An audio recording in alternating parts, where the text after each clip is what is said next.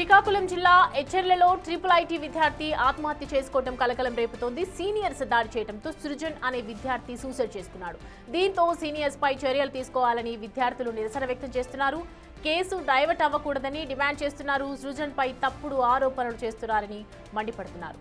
వాస్తవాలు వెంటనే బయటకు తీయాలని డిమాండ్ చేస్తున్నారు. అండ్ మొత్తం 8 మంది దాడి చేశారని, వారిపై గతంలోనూ ఇలాంటి ఆరోపణలు ఉన్నాయని విద్యార్థులు చెబుతున్నారు.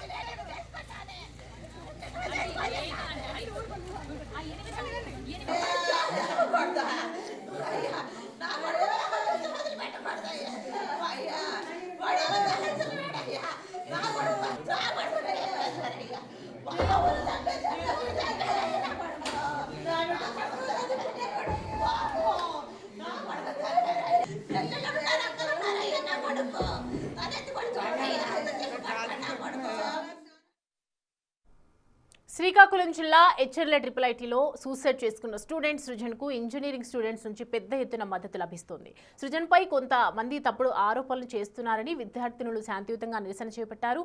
సృజన్ చాలా మంచి స్టూడెంట్ అని, తనపై తప్పుడు ఆరోపణలు చేయడం సరికాదని మండిపడుతున్నారు. కేసు విచారణ నిష్పక్షపాతంగా చేయాలని విద్యార్థినులు డిమాండ్ చేస్తున్నారు. మరింత సమాచారాన్ని మా ప్రతినిధి షణ్ముఖ్ అందిస్తారు.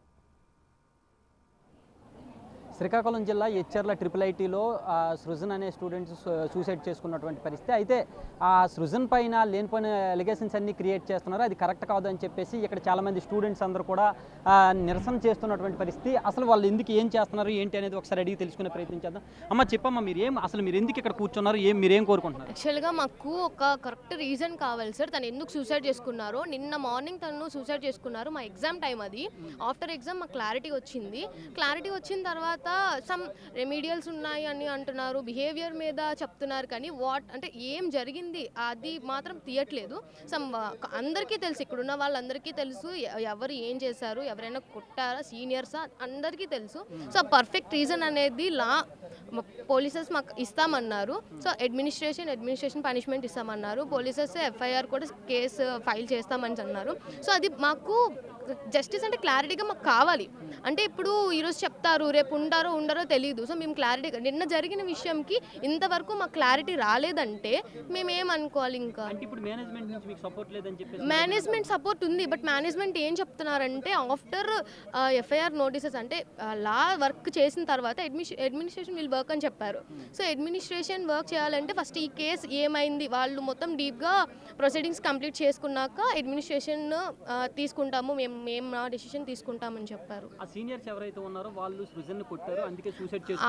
అదే అంటున్నారు సార్. ఎందుకంటే తను ఫీల్ అయ్యాడు, హర్ట్ అయ్యాడు కాబట్టి చేసుకుంటున్నారు. అయితే ఎవరైతే కొట్టారో వాళ్ళపైన ఇంతకు ముందు ఏమైనా అలిగేషన్స్ ఉన్నాయంట సార్. అదైతే మాకు చెప్తున్నారు.